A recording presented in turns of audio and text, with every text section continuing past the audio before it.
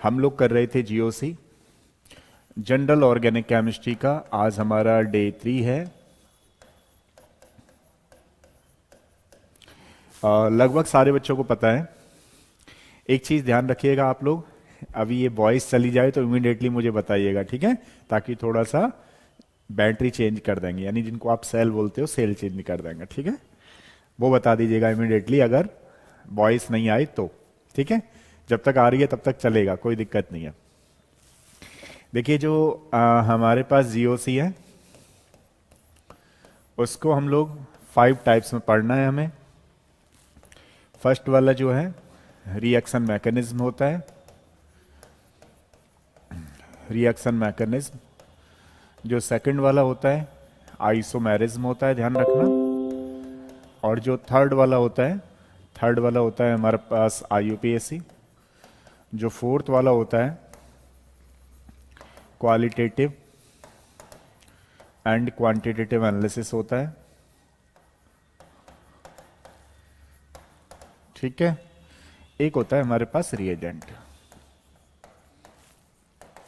GOC को हम इतने टाइप्स में पढ़ रहे हैं, ठीक है जी? Good morning, good morning everybody, ध्यान दीजिए।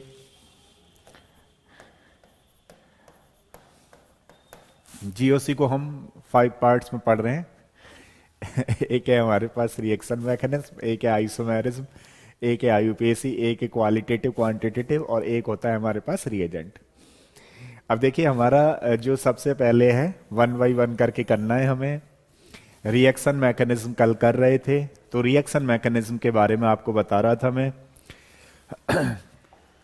कि देखिए जैसे ये कोई हमारे पास कल जैसे डिस्कशन कर रहे थे,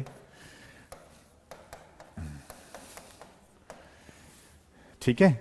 कल डिस्कशन कर रहे थे तो ये बॉन्ड ब्रेकिंग होता है, बॉन्ड फॉर्मेशन होता है। ऑलमोस्ट सारे बच्चे जानते हैं, लगभग सारे बच्चों ने देख लिया होगा वीडियो। और इस वाले पार्ट को आप लोग सबस्ट्रेट बोलते थे, हम लोग सबस्ट्रेट बोलते हैं, और इस वाले को रिएजेंट बोलते हैं। कल हम लोग बात कर रहे थे रिएजेंट के बारे में। रिएजेंट 2 टाइप्स के होते हैं, एक को बोलते हैं इलेक्ट्रोफाइल और दूसरे को बोलते हैं nucleophile. Electrophile, good morning Vanshika, good morning. अरे कृष्णा खन्ना जी आ गए। Faizan good morning, Soeb good morning everybody. Cap वैप लगा लेना, सर्दी पड़ रही है बहुत तेज। देख रहे हो? अब क्या है कि हमारे पास टाइप्स ऑफ रिएजेंट करेंगे। टाइप्स ऑफ रिएजेंट में एक है हमारे पास इलेक्ट्रोफाइल, एक है हमारे पास न्यूक्लियोफाइल। इसको थोड़ा एक डिटेल में करते हैं, ठीक है ना? तो अभी आप लोग डालिए अपनी कॉपी पे। कल हमने देखा था, आपने ट्रांजिशन स्टेट्स वगैरह कर ली थी, तो हम लोग कर रहे हैं अब टाइप्स ऑफ इलेक्ट्रोफाइल।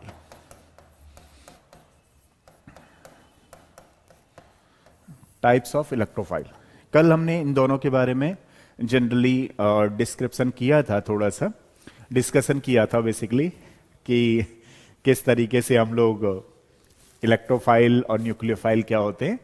इनको देखिए, इलेक्ट्रोफाइल के टाइप्स में अगर हम जाएं तो सबसे पहले बोलते हैं हम लोग positively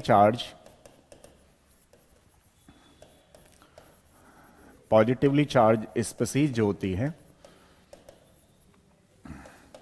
that is called electrophile. ध्यान रखिएगा, ये अटैकिंग स्पीसीज होती है, और जो भी पॉजिटिव चार्ज स्पीसीज है वो एक्ट करेगी एज ए इलेक्ट्रोफाइल की तरह। जैसे फॉर एग्जांपल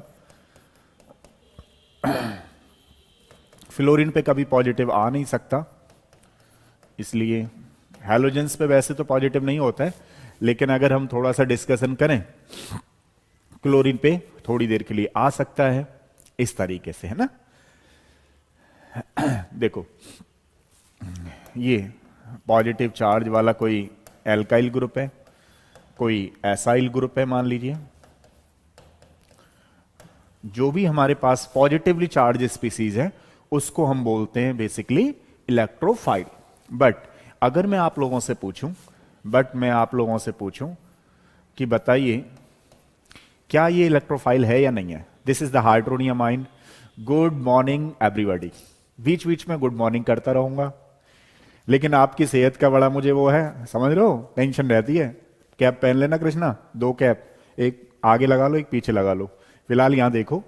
अच्छा देखिए जरा, ये जो हाइड्रोनियम आयन है ये एक्ट करेगा इलेक्ट्रोफाइल की तरह, नहीं करेगा? बताओ कौन बच्चा बताएगा? ये इलेक्ट्रोफाइल की तरह एक्ट करेगा नहीं करेगा? चलो जल्दी बताओ। मन्नू का यस सर। और कोई बच्चा? अगर वॉइस चली जाए तो मुझे इमीडिएटली बताना, ठीक है? बाकी इसमें भी मजे लेते रहेंगे। गुड मॉर्निंग आंचल, गुड मॉर्निंग। बताओ बताओ जल्दी से आंसर किया करो, ठीक है? यस नो, टेंशन बिल्कुल नहीं लेनी है। ज्यादा से ज्यादा गलत होगा, हम किस बात के लिए काम आएंगे? हम भी तो इसी काम के लिए काम आएंगे कि गलत को सही करवाएंगे। टेंशन ना लो। अब बताओ आप लोग कि ये है या नहीं है, तो आप कहोगे नहीं है। क्यों? पता है, आप भले ही कह रहे हो कि ये पॉजिटिव चार्ज तो है लेकिन ये इलेक्ट्रोफाइल नहीं है। तो कैसे ध्यान रखें? आपने कभी देखा है बहुत सारे लोग पैसे वाले होते हैं लेकिन कपड़े कैसे पहनते पता है? आप क्या कहोगे? अबे अभी झाड़ू मार के आया ये। आपने तो बोल दिया झाड़ू मार के आया है, लेकिन भाई साहब वो निकलेगा करोड़पति अरबपति आदमी। आप सोचोगे अबे इतना तो मुझ पे भी नहीं है, या इतना तो मेरे पापा के पास भी नहीं है, मैं तो इसको फटीचर समझ रहा था, ये तो अलग निकला। तो भाई साहब कुछ लोग जो हैं छुपे हुए रुस्तम होते हैं, समझ रहे हो ना? तो उनको उनको देखना पहचानना बड़ी मुश्किल है। तो सेम केस इसी में है। क्या आपको पता है इलेक्ट्रोफाइल क्या होते हैं? गरीब आदमियों को बोलते हैं इलेक्ट्रोफाइल। Electron loving. इलेक्ट्रॉन क्या होते हैं? नेगेटिवली चार्ज होते हैं। ध्यान रखना हमारी केमिस्ट्री में नेगेटिवली चार्ज मतलब इलेक्ट्रॉन रिच। अच्छा, मैथ और केमिस्ट्री का बड़ा पंगा है भाई साहब। मैथ कहता है नेगेटिव मतलब इस पे कुछ नहीं है, गरीब है, और हमारी केमिस्ट्री कहती है जिस पे नेगेटिव मतलब वो बहुत ज्यादा अमीर है। अच्छा, हमारी केमिस्ट्री कहती है कि जितना ज्यादा पॉजिटिव उतना ज्यादा गरीब है। अच्छा, मैथ कहता है भाई साहब देखो मैथ का और केमिस्ट्री का अपोजिशन है, बहुत बड़ा अपोजिशन है। मतलब ऐसे समझो आप, ये दोनों पार्टी अलग अलग हैं, समझ रहे हो? अब क्या है, हमारी केमिस्ट्री कहती है पॉजिटिव मतलब गरीब। अब देखो ये गरीब है या नहीं है देख लेते हैं। अब क्या किया, ये हमारे पास लाइक दिस, इस तरीके से आप लोग देख रहे हो। अब इस पे कितने लोन पेयर इलेक्ट्रॉन्स हैं? 2। इस पे वाटर मॉलिक्यूल्स पे 2 लोन पेयर इलेक्ट्रॉन्स हैं। अच्छा, 2 लोन पेयर इलेक्ट्रॉन्स की वजह से क्या होगा कि ये इलेक्ट्रॉन रिच है। आप देख पा रहे हो जो इलेक्ट्रॉन रिच होते हैं उन पे चाहे तो लोन पेयर इलेक्ट्रॉन होता है, चाहे उन पे नेगेटिवली चार्ज होता है, ठीक है? अब देखो, मान लो आपने इसको एसिड में डाल दिया या इसकी रिएक्शन एसिड से करा दी। अब क्या होगा कि एसिड से H+ आइंस आए और इसके लोन पेयर पे अटैक किया, और अटैक करने के बाद हाइड्रोनियम आयन इन्होंने बना लिया। हाइड्रोनियम आयन मतलब 3 H बन गए। अब लुईस क्या कहता है बताओ?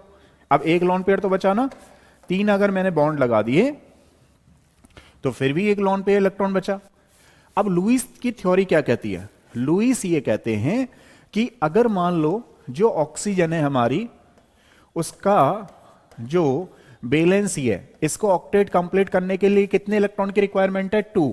तो जितनी वैलेंसी होती है उतने ही बॉन्ड बनाता है कोई भी एलिमेंट या एटम। अब क्या है, इसकी वैलेंसी हो गई 2, अब इसको बनाने 2 बॉन्ड। अब लुईस कहता भैया आपने लगा दिए गलती से 3 बॉन्ड, तो आप क्या करो, इस पे पॉजिटिव लिख दो जिससे कि इसका ऑक्टेट कंप्लीट हो जाएगा। तो ऑक्टेट कंप्लीट करने की वजह से, 3 बॉन्ड आ जाने की वजह से इस पे पॉजिटिव चार्ज लगाया गया है। बताओ सारे बच्चों को क्लियर हुआ नहीं हुआ? लेकिन ये इलेक्ट्रोफाइल नहीं है। तो फिर क्वेश्चन है कि फिर क्या होगा? आप देखो ना, लोन पेयर इलेक्ट्रॉन्स हैं तो अभी भी ये ऐसे न्यूक्लियोफाइल की तरह काम करेगा लेकिन इलेक्ट्रोफाइल नहीं होगा। क्वेश्चन है कि पॉजिटिव चार्ज होते हुए भी ये इलेक्ट्रोफाइल नहीं है। क्यों नहीं है भाई? क्योंकि ये जो पॉजिटिव चार्ज आया है वो 3 वैलेंसी होने की वजह से आ गया। यानी कि ऑक्सीजन में ग्रेट एक्सटेंट पे 2 बॉन्ड लगते हैं, लेकिन यहां पे कितने लग रहे हैं? 3 लग रहे हैं, इसलिए ये यहां पे पॉजिटिव चार्ज लगा दिया गया। सारे बच्चों को क्लियर है नहीं है बताओ? एक क्वेश्चन और बताइए, क्या ये इलेक्ट्रोफाइल है नहीं है? हाँ जी, आंचल कुछ कह रहे हो? सही है, सही है, बताओ। कोई बच्चा बताएगा, इज इट इलेक्ट्रोफाइल और नॉट? इज इट इलेक्ट्रोफाइल और नॉट?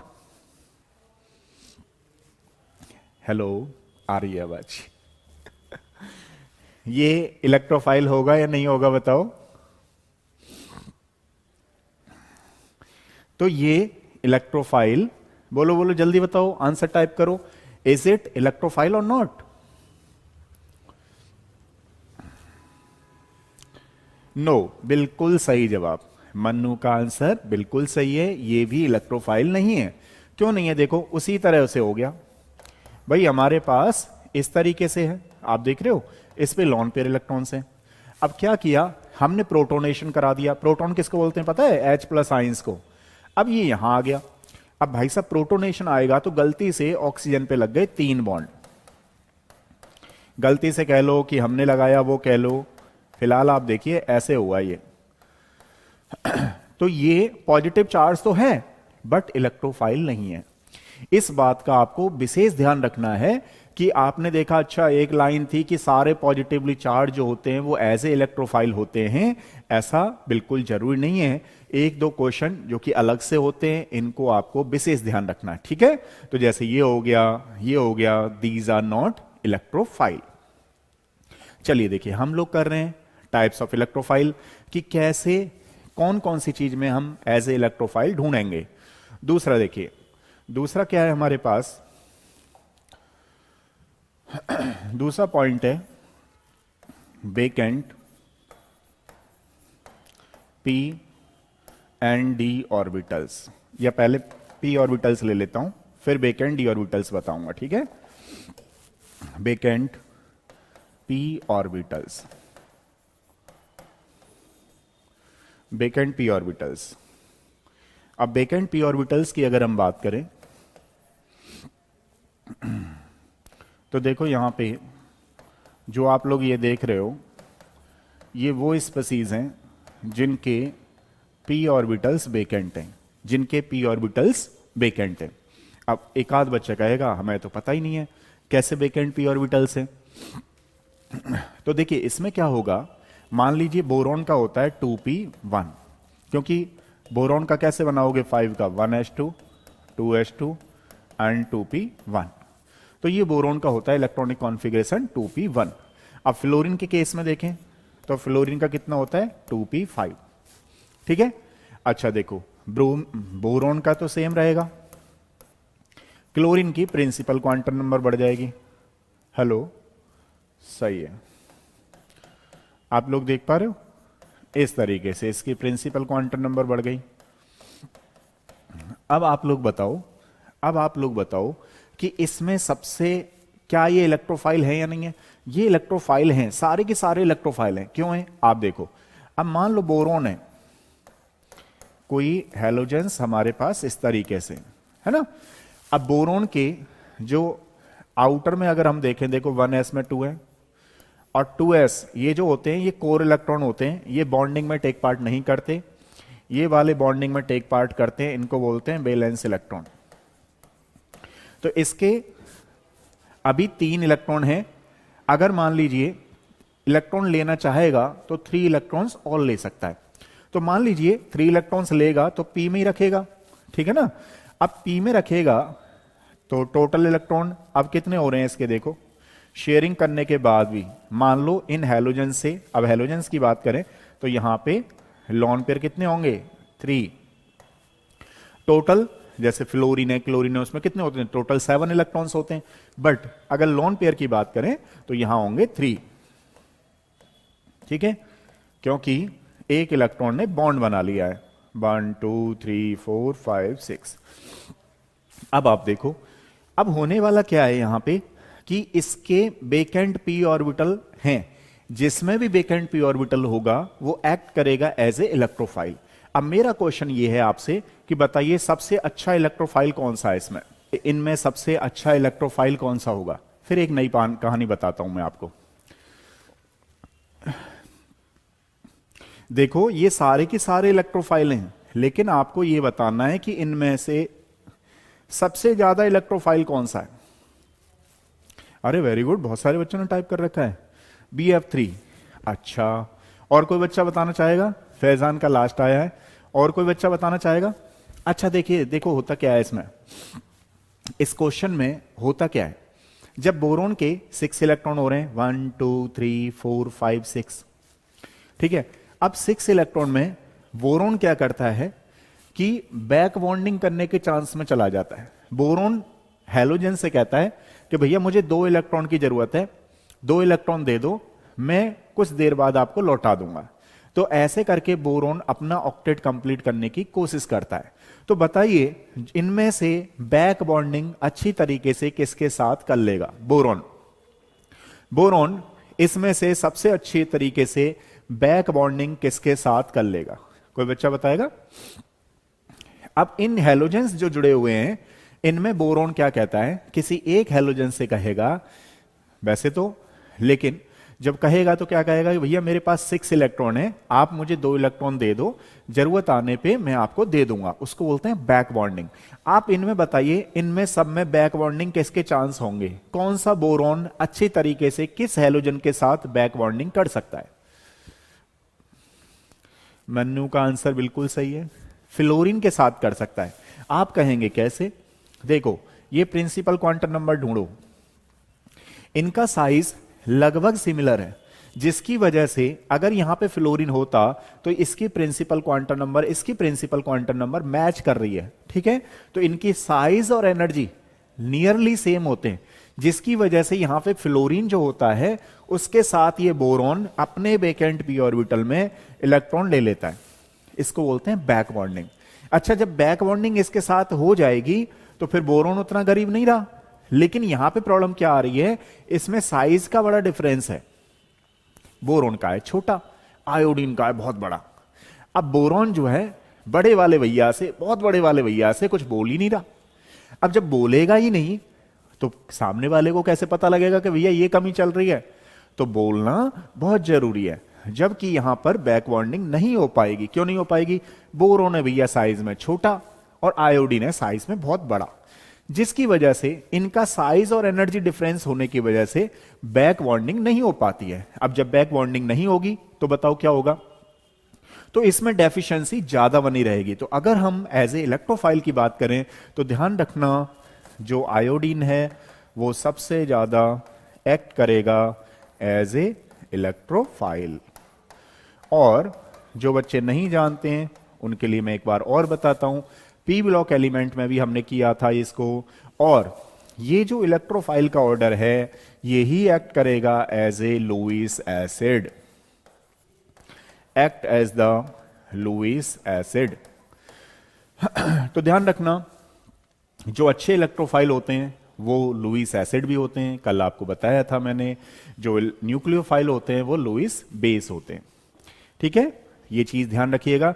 ये किसका ऑर्डर है? लुईस एसिड का ऑर्डर है। ये किसका ऑर्डर है? Act as the electrophile. अब ये इलेक्ट्रोफाइल तो सारे हैं, लेकिन अच्छा इलेक्ट्रोफाइल कौन सा, गरीब कौन सा रहेगा? ज्यादा से ज्यादा ये रहेगा। ये क्यों गरीब नहीं रहा? कम इलेक्ट्रोफाइल नेचर क्यों हो गया इसका? बिकॉज इसने बैक बॉन्डिंग कर लिया। समझ रहे हो ना? इसने बैक बॉन्डिंग कर लिया, फ्लोरीन से इलेक्ट्रॉन ले लिए हैं जरूरत पड़ने पे। तो देखिए हम लोग कर रहे थे as a electrophile, vacant p orbitals. तीसरा वाला हमारा पॉइंट है, जिस बच्चे ने नोट नहीं किया वो नोट कर ले एक बार। थर्ड वाला हमारा पॉइंट है vacant D orbitals, vacant D orbitals, vacant D orbitals. अब वेकेंट डी ऑर्बिटल्स जिसमें होते हैं, ध्यान रखिएगा, वो एक्ट करता है एज ए इलेक्ट्रोफाइल। और ध्यान रखना, इंटर हैलोजन कंपाउंड्स भी जो होते हैं, इंटर हैलोजन कंपाउंड्स भी एक्ट करते हैं एज ए इलेक्ट्रोफाइल। आप कहोगे सर कैसे? अब देखिए होता क्या है, यहां पे इलेक्ट्रॉन नेगेटिविटी का डिफरेंस है। ये जल्दी यूं टूट गया, ये जल्दी यूं आ गया, तो एक्ट किया इसने इलेक्ट्रोफाइल? नहीं किया। तो जो इंटर हैलोजन कंपाउंड्स हैं also act as the electrophile. अब देखिए जो फोर्थ वाला पॉइंट है उसको हम लोग in elemental state elemental state, any element act as electrophile. अब मैं आपको वो बता रहा हूं कि ऐसी कौन कौन सी कंडीशन है, ऐसे कौन कौन से कारण हैं जो कि इलेक्ट्रोफाइल की तरह काम करेंगे। अब जैसे फॉर एग्जांपल मान लो ये रिएक्शन ऐसे लिखी हुई आ गई आपके एग्जाम में और आपसे पूछा कि बताइए 1, 2 एंड 3 में कौन इलेक्ट्रोफाइल की तरह काम कर रहा है। आपसे पूछा कि बताइए 1, 2, 3 में कौन एक्ट एज द इलेक्ट्रोफाइल करेगा।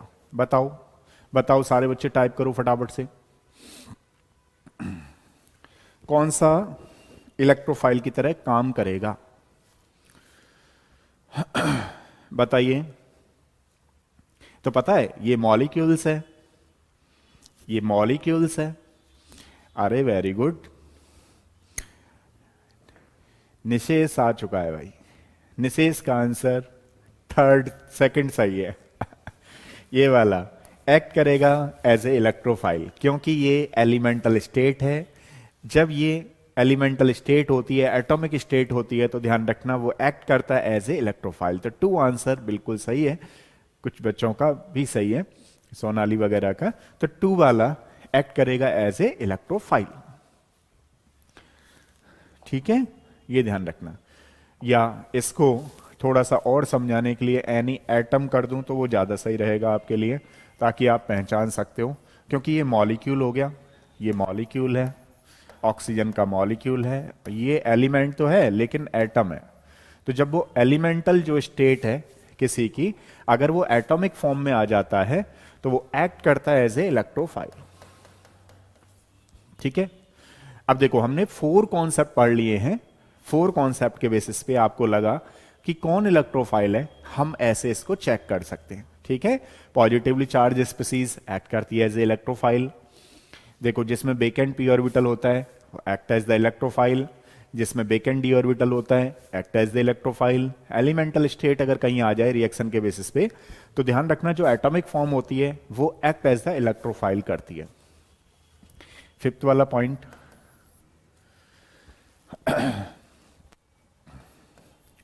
through resonance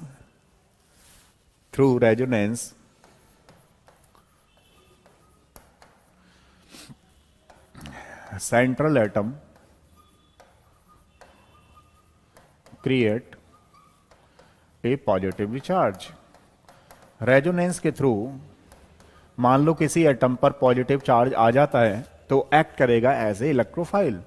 जैसे फॉर एग्जांपल मान लो आपसे CO2 के बारे में पूछा जाए कि CO2 क्या है, इलेक्ट्रोफाइल है, ये न्यूक्लियोफाइल है। तो CO2 का आप लोग RS बना करके देखिए, रेजोनेटिंग स्ट्रक्चर बना के देखिए इस तरीके से। अब देखिए जब आप ऐसे बनाओगे तो ये पॉजिटिव है। तो देखो सेंट्रल एटम पर जहां कहीं भी पॉजिटिव चार्ज क्रिएट हो जाता है थ्रू द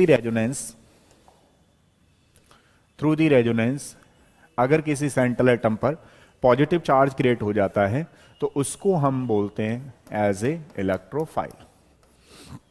तो मेरा क्वेश्चन है आप लोगों से, एक क्वेश्चन है, करके दिखाइए, कौन बच्चा बताएगा इन दोनों में से कौन एज ए इलेक्ट्रोफाइल काम करेगा, कौन इलेक्ट्रोफाइल की तरह काम करेगा। जल्दी से बताइए फटाफट से, अभी मैं हूं, क्लास चलेगी आपकी, है ना।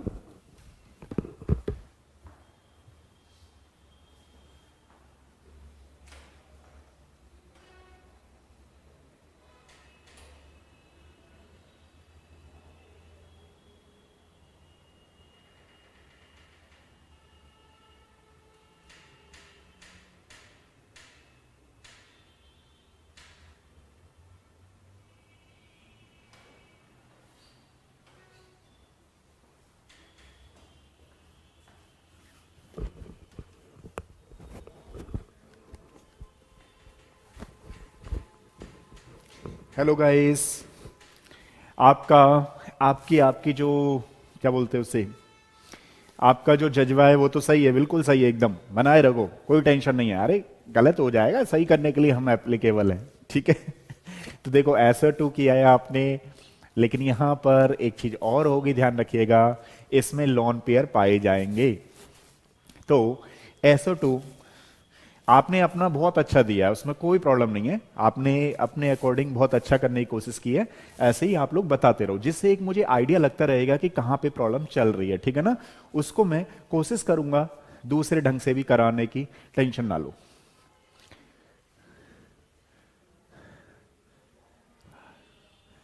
हाँ, क्या है, 16 स्टूडेंट है, री क्लास में सब आएंगे। हाँ, नहीं नहीं, पूरी कोशिश करेंगे निशेष, और भी अच्छा कराने की कोशिश करेंगे, पूरा अपना बेस्ट देंगे, आप चिंता ना करो। अब देखो उसमें क्या होता है, जैसे मान लो SO2 है, मान लो आपने इसका हाइब्रिडाइजेशन कैलकुलेट किया तो 6/2, क्योंकि हम ऑक्सीजन को कैलकुलेट नहीं करते हैं, तो क्या हो जाएगा यहाँ पर 3। अब 3 को क्या बोल रहे हो आप लोग, sp2। अब लॉन पेयर चेक करो यहाँ से कितने का डिफरेंस है, 1 का, वो लॉन पेयर इलेक्ट्रॉन्स है। अब यहाँ चेक करिए, देखिए इसमें 6/2 मतलब 3। अब देखो लॉन पेयर कितना है इसमें, है ही नहीं, 0 है। क्या आप लोग जानते हो लॉन पेयर इलेक्ट्रॉन्स जहां भी कहीं आ जाएगा वो एज ए न्यूक्लियोफाइल काम करेगा, ठीक है। तो ये न्यूक्लियोफाइल है, ये इलेक्ट्रोफाइल है।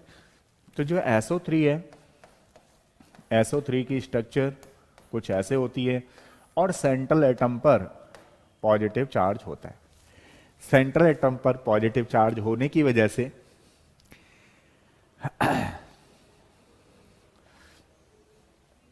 समझ रहे हो ना, तो कौन सा आंसर होगा, SO3।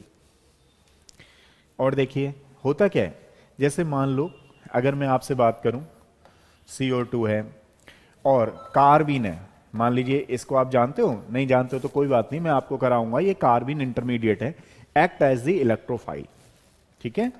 और ये SO3 है, ये जो है एक्ट एज द इलेक्ट्रोफाइल, ये एज ए इलेक्ट्रोफाइल की तरह काम करते हैं, ठीक है।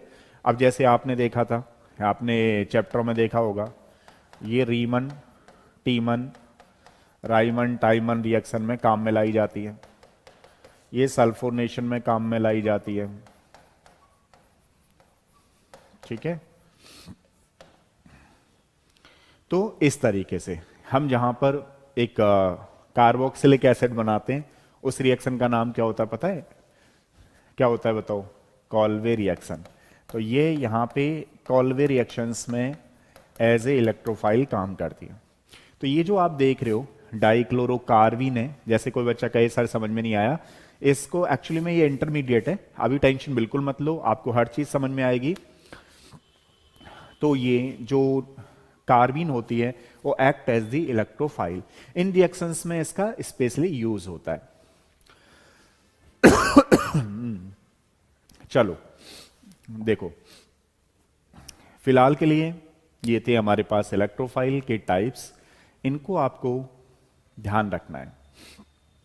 पॉजिटिवली चार्ज स्पीसीज, दूसरा वाला vacant p orbitals, vacant d orbitals होगा act as the electrophile, elemental state में एटॉमिक फॉर्म में इलेक्ट्रोफाइल, रेजोनेंस के थ्रू मान लीजिए सेंट्रल एटम पे पॉजिटिव चार्ज क्रिएट हो जाता है, act as the electrophile.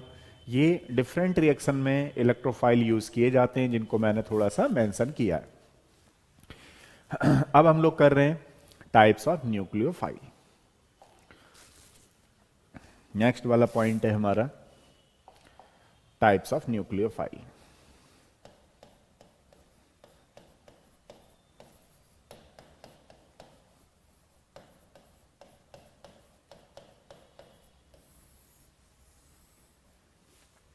Types of nucleophile, ऐसे कौन कौन से टाइप होंगे जो एक्ट करते हैं एज ए न्यूक्लियोफाइल। तो नंबर 1, या इसको हम ऐसे भी कर सकते हैं पहले स्टार्टिंग में, चलो 1 2 कर देते हैं, कोई दिक्कत नहीं है। Negatively charge species are known as nucleophile.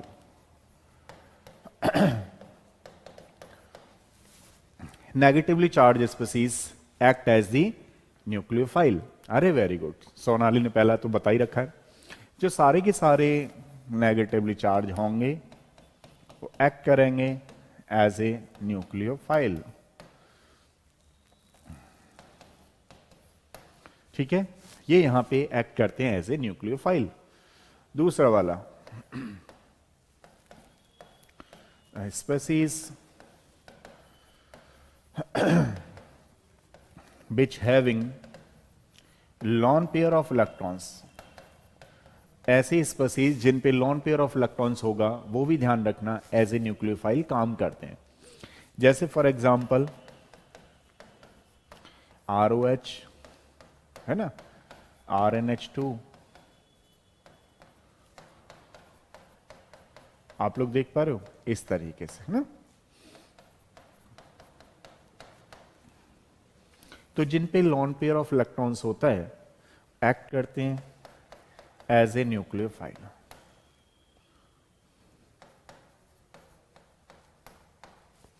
Act करते हैं वो एज ए न्यूक्लियोफाइल। जिन पे भी लॉन पेयर ऑफ इलेक्ट्रॉन्स होता है एक्ट करते हैं एज ए न्यूक्लियोफाइल। जिन पे भी लॉन पेयर ऑफ इलेक्ट्रॉन्स होता है एक्ट करते हैं न्यूक्लियोफाइल। बिल्कुल सही, निशेष ने भी बताया है, आंचल ने भी बताया, अरे वेरी गुड। इसका मतलब जो न्यूक्लियोफाइल होगा वो एज ए लुईस बेस होगा। तो ये जो है एज ए लुईस बेस भी है। ठीक है, थर्ड वाला देखिएगा, थर्ड वाला हमारा पॉइंट है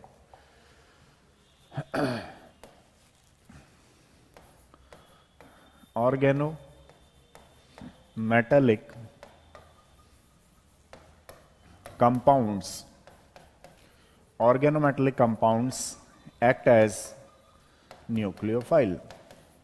जितने बार भी ऑर्गेनोमेटेलिक कंपाउंड्स होते हैं, आप लोगों को पता है 1900 में ग्रिग्नार्ड रिएजेंट डिस्कवर किया गया, इसको RMgX बोलते हैं। एक चीज ध्यान रखिएगा आप लोग, एक चीज ध्यान रखिएगा, जो यहां पे R है, R क्या है आपको पता है? मेटल क्या होते हैं जिन पे नेगेटिव पॉजिटिवली चार्ज होता है। तो मेटल जो होते हैं उनकी एक टेंडेंसी होती है कि वो अपने ऊपर पॉजिटिव चार्ज रखते हैं।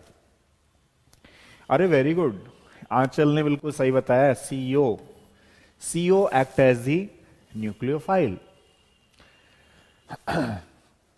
अब देखो, जैसे मान लो अगर हमारे पास this is the Grignard reagent.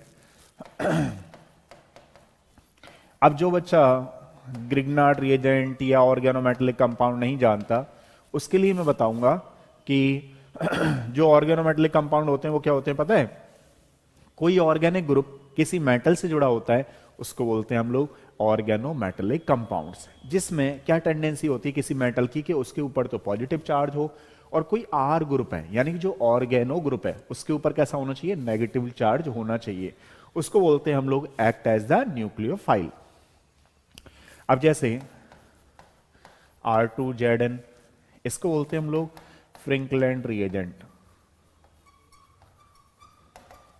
तो ये है क्या है? आपने देखा ऑर्गेनोमेटेलिक कंपाउंड्स है। तो जो भी ऑर्गेनोमेटेलिक कंपाउंड्स है वो एक्ट करेगा यहां पे एज ए न्यूक्लियोफाइल। नोट करके बताता हूं, देखो LDA, वैसे तो आपके लेवल पे उतना नहीं आता है लेकिन फिर भी थोड़ा सा आइडिया देता हूं। LDA का मतलब होता है di iso lithium aluminium hydride. Lithium di iso aluminium hydride. ठीक है, तो ये ध्यान रखना, act as strong base but not act as nucleophile.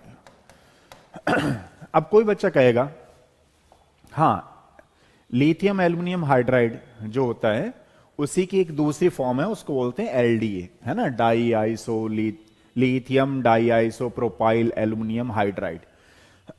लेकिन ये जो है ना ऑर्गेनोमेटेलिक कंपाउंड होते हुए भी ध्यान रखना act as the strong base but not nucleophile. अब कोई बच्चा कहेगा जी क्यों नहीं कर रहा है इसमें इस समय? ये वो इसलिए नहीं करता है, ध्यान रखना, क्योंकि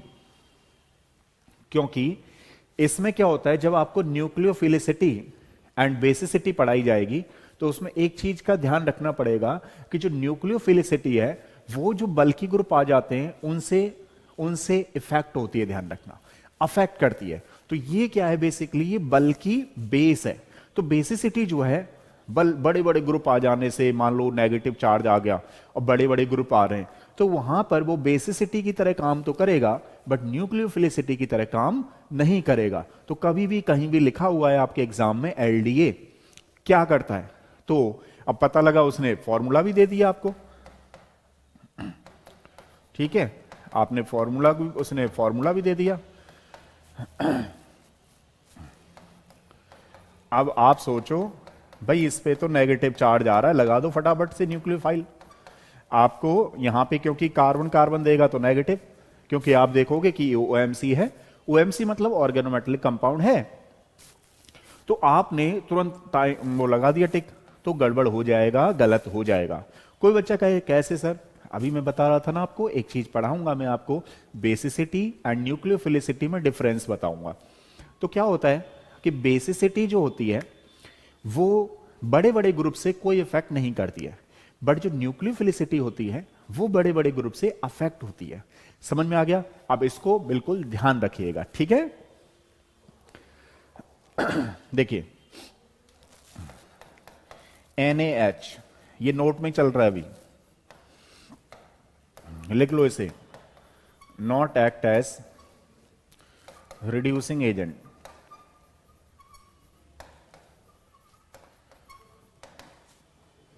रिड्यूसिंग एजेंट।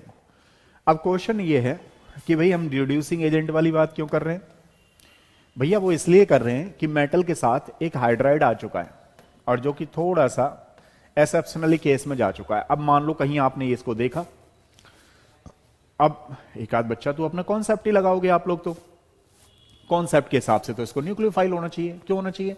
क्योंकि H पर नेगेटिव आया हुआ है। लेकिन इसमें होता क्या है, बेसिकली इसमें होता है कि ये एसिड बेस रिएक्शन देता है, ध्यान रखना। एसिड बेस रिएक्शन देने की वजह से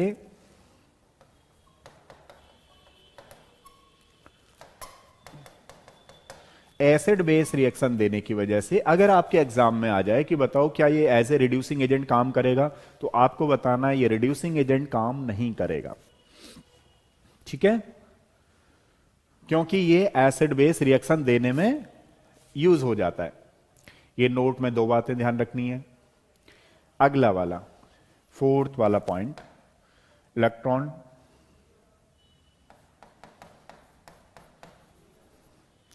रिच स्पीसीज वो भी एक्ट करती हैं, act as nucleophile. Electron rich species act as nucleophile, जैसे फॉर एग्जांपल एल्कीन। आप लोग देख रहे हो ये एल्कीन में क्या होता है, इसको एक्सेस वाले इलेक्ट्रॉन माना जाता है। जो पाई बॉन्ड इलेक्ट्रॉन्स होते हैं उनको एक्सेस इलेक्ट्रॉन माना जाता है, वो किसी पर भी अटैक कर सकते हैं। Comma alkyne, comma benzene. तो ध्यान रखना बेंजीन भी एक्ट करती है एज ए न्यूक्लियोफाइल, इलेक्ट्रोफाइल नहीं, न्यूक्लियोफाइल, क्योंकि इसमें इलेक्ट्रॉन डेंसिटी ज्यादा है, पाई बॉन्ड है, ये कहीं पर भी जा सकते हैं, डोनेट कर सकता है इसको।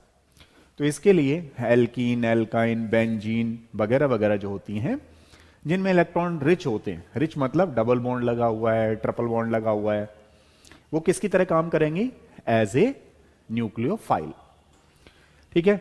अब देखो हम लोग चल रहे हैं, ये हमारे पास टाइप्स हैं न्यूक्लियोफाइल के, इनको आपको विशेष ध्यान रखना है।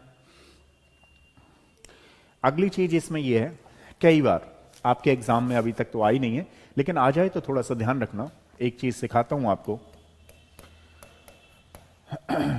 एक होती है hard and soft side, hard and soft side. कई जगह कुछ एटम्स ऐसे भी होते हैं जिनको हम एम्बिडेंटेट के नाम से जानते हैं। एम्बिडेंटेट क्या होते हैं कि कोई ऐसे स्पीसीज जिसमें इलेक्ट्रोफाइल भी प्रेजेंट है, मान लीजिए उसमें न्यूक्लियोफाइल भी साइड प्रेजेंट है, उसको हम बोलते हैं एम्बिडेंटेट स्पीसीज, ठीक है। उसमें से ही एक चीज आती है hard side and soft side. अब देखो ये होती क्या है, जहां पर मोर इलेक्ट्रोनेगेटिव एटम लगे होते हैं, ध्यान रखना, उसको बोलते हैं हम लोग हार्ड साइड। जहां पर लेस इलेक्ट्रोनेगेटिव कहीं पर अटैच है, ध्यान रखना, उसको बोलते हैं हम सॉफ्ट साइड। जैसे फॉर एग्जांपल आप देखिए, ये यहां पे कुछ इस तरीके से आया हुआ है। अब अगर मान लो यहां पर रेजोनेंस हो जाती है, तो अभी ये ऑक्सीजन पे नेगेटिव आया हुआ है, तो अभी ये न्यूक्लियोफाइल की कौन सी साइट है यहां पे? अब न्यूक्लियोफाइल की कौन सी साइट है अवेलेबल है यहां पे, बताओ। अरे मैंने ही आंसर बोल दिया, ये न्यूक्लियोफाइल की तरह काम कर रहा है क्योंकि उस पर नेगेटिव है। बट न्यूक्लियोफाइल तो है, बट कैसा न्यूक्लियोफाइल है, कौन सी साइट न्यूक्लियोफाइल है, क्या आप बताओगे? क्या आप लोग बताओगे कौन सी साइट न्यूक्लियोफाइल है? कौन सी साइट मतलब सॉफ्ट साइड या हार्ड साइड? बिल्कुल सही जवाब, आंचल का बिल्कुल सही जवाब। ये न्यूक्लियोफाइल की तरह तो काम कर रहा है, बट साइट कौन सी है? आप लोग देख रहे हो, ये मोर इलेक्ट्रो नेगेटिव है, और मोर इलेक्ट्रोनेगेटिव एटम होने की वजह से ये जो एक्ट कर रही है, वो एक्ट कर रही है एज ए हार्ड साइड। अब मान लीजिए इसमें रेजोनेंस हो जाती है, और रेजोनेंस के थ्रू ये कुछ इस तरीके से चला जाता है मॉलिक्यूल्स, तो आप देखेंगे कि आप इसको एम्बिडेंटेड के नाम से भी जानते हो। अब ये साइट भी न्यूक्लियोफाइल है, सारे बच्चे जानते हैं, ये साइट भी न्यूक्लियोफाइल है, लेकिन इसमें जो न्यूक्लियोफाइल की साइट है वो एटम चेंज हो गया है, दूसरे पे किसी पे नेगेटिव आ गया है। तो अब आपको बताना है कि ये जो न्यूक्लियोफाइल है यहां पे वो किसकी तरह काम कर रहा है, as a hard side nucleophile, as a soft side nucleophile? कौन बच्चा बताएगा?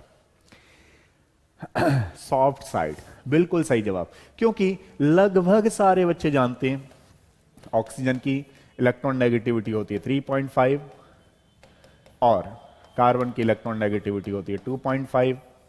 मतलब क्लियर है, जिसकी इलेक्ट्रॉन नेगेटिविटी ज्यादा है उसको हार्ड साइड बोल रहे हैं, जिसकी इलेक्ट्रॉन नेगेटिविटी कम है वो न्यूक्लियोफाइल तो है, but this is the soft side. मुझे काफी अच्छा लगा कि हमारा डिस्कशन होता रहता है। आज की क्लास में भी काफी मजा आया होगा आपको, और कोशिश कंटिन्यूसली करते रहेंगे कि आपको इसी तरीके से मजा आता रहे, और 9 to 10 हम इसी तरीके से जीओसी करते रहेंगे।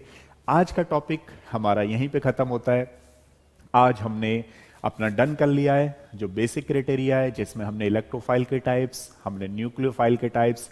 कल से आपका जो चलने वाला है वो फिजन ऑफ द बॉन्ड, क्योंकि ऑलमोस्ट सारे बच्चे जानते हैं कि जो रिएक्शन मैकेनिज्म है उसको हम 4 टाइप्स में पढ़ रहे हैं। नंबर 1 हमारे पास कौन सा है, टाइप्स ऑफ फिजन, दूसरा वाला इलेक्ट्रॉन डिस्प्लेसमेंट इफेक्ट, तीसरा वाला टाइप्स ऑफ इंटरमीडिएट, फोर्थ वाला है टाइप्स ऑफ रिएक्शन। ठीक है, तो कल इसी टाइम मिलते हैं, तब तक के लिए थैंक यू सो मच। और जिन बच्चों ने लगा कि कोई इसमें आपको चीज समझ में नहीं आई, एक बार दोबारा से वीडियो देखिएगा, फिर भी कोई प्रॉब्लम आती है तो आप मुझे डेफिनेटली पूछिएगा। ठीक है, कल मिलते हैं सेम टाइम सेम जगह। ठीक है, थैंक यू सो मच।